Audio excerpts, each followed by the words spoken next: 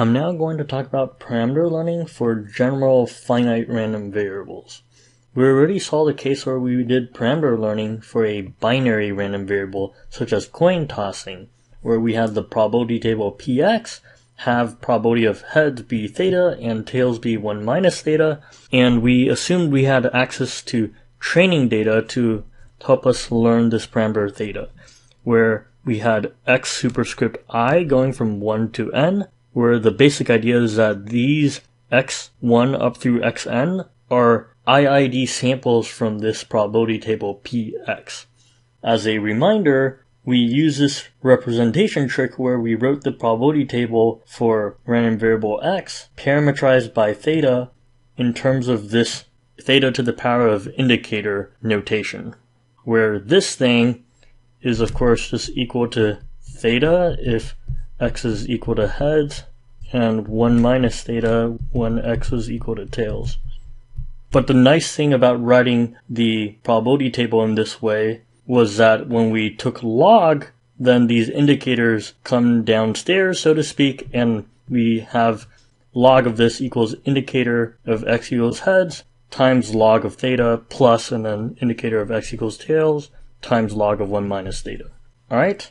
To move to the more general case, we're going to have a probability table for px where now we can have many entries. Because we're going to have many entries, we're actually going to have, for every single possible entry, we're going to have a parameter. So instead of just having parameter theta for heads and not actually having a parameter for tails, we would have a parameter for heads and a parameter for tails to make things simple. And in particular, for row A, we're going to have the parameter value theta A. So basically we're going to have a whole table of parameters, theta, which corresponds to theta A for all A within the alphabet of random variable x. And the generalization is going to be px of little x parameterized by theta is going to be equal to, we're going to now have the product for all A within the alphabet x of theta A to the power of indicator for whether x is equal to little a. Okay?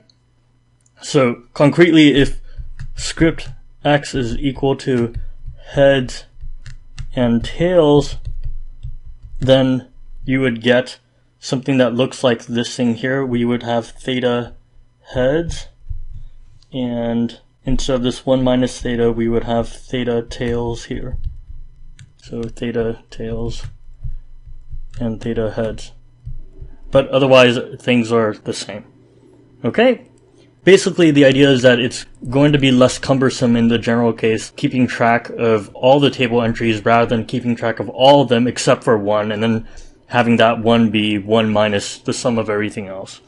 So doing that would just make the notation very cumbersome. So we're not going to do that. We're going to have a parameter theta A for each of the possible A.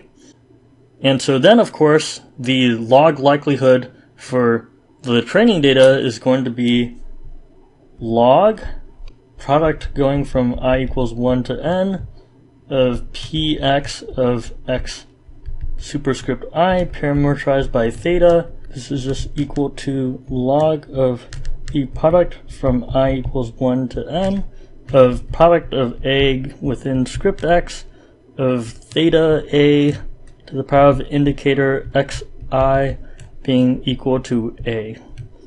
Okay. Of course, we can push the log inside so that these products become sums. So we get sum from I equals 1 to n of, I'm actually going to interchange the ordering of summations here. So sum from A within script x of indicator x superscript I equal to a times log of theta a. Alright, and this allows me to put this thing in brackets. Okay, so we want to maximize this subject to the constraint that Well, if we sum up all these theta a's, again, these theta a's are these entries in this table, we have the constraint that if we sum up over all the theta a's, we should get 1, because it's a probability table, and furthermore, we need theta a is greater than or equal to 0 for all a. So basically, we want to solve the following. Let me just write this as, we want the argmax of theta for this log likelihood subject to these constraints. Okay? And the argmax, of course, is the maximum likelihood estimate here. So, how do we solve this? Well, the approach that we're not going to take, but some of you may remember from calculus, is that we could, if we ignored these inequality constraints, then we can have a Lagrange multiplier that enforces this equality constraint, and then we set the derivative of what's called a Lagrangian equal to 0. And if you did that, you would get the correct answer. You would have to do some justification to say why that's actually the max and why all of these inequality constraints are also simultaneously satisfied. We're going to show a different way to get at how to solve this that is based on information theory, and that's going to give a fairly clean derivation. And information measures is going to come up more later on when we talk about structure learning. So first off, we're going to introduce some notation for a very important idea that we've actually already seen but didn't give notation for, which is what's called the empirical distribution.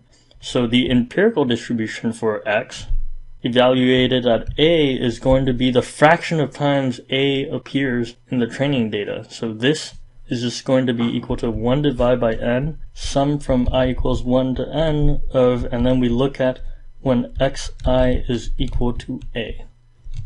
And so this is what's called the empirical distribution for x.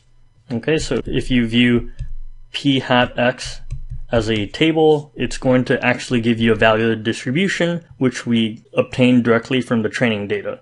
And this is basically a histogram.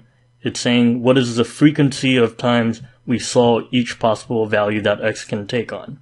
Alright, so this is the empirical distribution of x.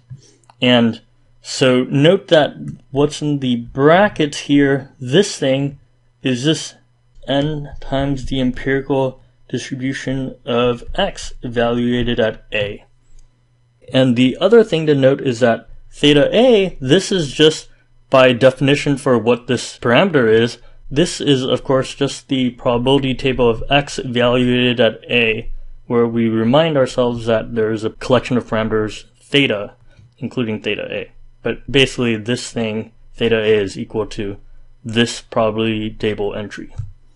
So what we've written here says that, so this thing is equal to, we have sum of a within script x of, I'm going to factor out the n, so n out here, and then p hat x of a times, and then log of p x of a parameterized by theta. And so now what I'm going to do might look like black magic, but it's how a lot of these information theoretic derivations works. I'm going to multiply by a special kind of 1, which is going to be p hat of x of a divided by p hat of x of a. And so by doing that, what happens is that now I'm going to have this blue piece here, and then this green piece here, which I'm going to separate out with the log, so that I have this equals to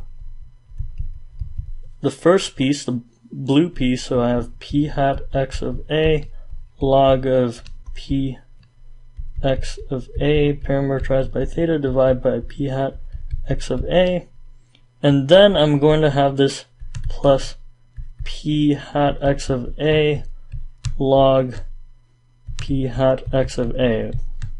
Alright, so This is from the blue piece, this is from the green piece, and note that I'm going to push this sum in, so I also have this sum here.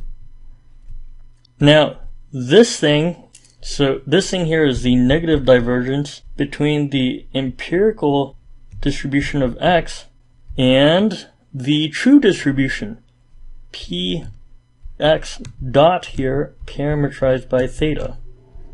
Alright, and this other piece here, well, this is going to be minus entropy of p hat of x. So earlier when we saw divergence and entropy, those were in terms of log base 2. Here we're using natural logs, but that's okay, because you can actually define information measures using log that's not base 2, and all that changes is that instead of measuring in bits, you measure, in this case, when you do natural log, you're measuring information in what are called nats. Okay, so nats instead of bits, but it's just a constant scaling factor off, not a big deal. So this whole thing is equal to n times this quantity here. Perhaps a cleaner way to write that is to factor out the minus out here, and then we have this. So what it means is that to maximize the log likelihood, which is also the same as maximizing the likelihood when we only care about the argmax, it's equivalent to maximizing this expression, which, because of the minus sign, is the same thing as minimizing what's in the brackets here. And this quantity here, this entropy term of this empirical distribution of x, this doesn't even depend on theta, so it doesn't matter. The only thing that matters is this piece right here. But if you remember from when we talked about information divergence, we had this result called Gibbs inequality, which says that the smallest that the divergence could possibly be is 0, and there's only a single distribution that achieves that divergence of 0, which is when these two things are the same distribution. We can actually set these to be the same. We can set these to be the same because if we have, again, p hat of x is a table, okay? For each possible value that x can take on, there's a value which is the frequency that we saw a particular value appear in our training data. Okay? This thing here, px, parametrized by theta, that's also a probability table where now the 8th entry is given by theta a. Okay? And the 8th entry in p hat of x is given by p hat x of a. So what that means is that we can choose entries for this table here to be equal to the entries here, in particular theta a hat. If we just set that equal to p hat x of a, then these two tables are the same, so this divergence is 0. Okay? And furthermore, this thing here is actually a valid distribution. Alright? So it satisfies this constraint right here, that the theta need to correspond to a distribution. Alright? So this thing here for all a within x, so this thing here is the ML estimate for the parameters theta of this finite random variable x. Okay? And again, how we justify correctness is to say that to maximize the likelihood is the same as maximizing this log likelihood, subject to these constraints, of course, where we can write it as minimizing this divergence, and because of Gibbs inequality, this divergence is as small as possible, in particular 0, if and only if these two are the same distribution, which we can actually achieve with a valid distribution given by setting theta to correspond to the empirical distribution. Okay? Nice thing is we have this result, and we didn't have to go through setting up a Lagrangian, setting derivatives, and then also doing second derivative tests and so forth, because Gibbs inequality allows us to just say there's only one unique answer to making this the smallest. Okay? Actually, I should say that when we have multiple variables, in this case we actually have a whole bunch of theta a's that we're trying to maximize over, And in general, you would have things like saddle points that you might need to worry about. But in this case, it turns out that there's just one maximum.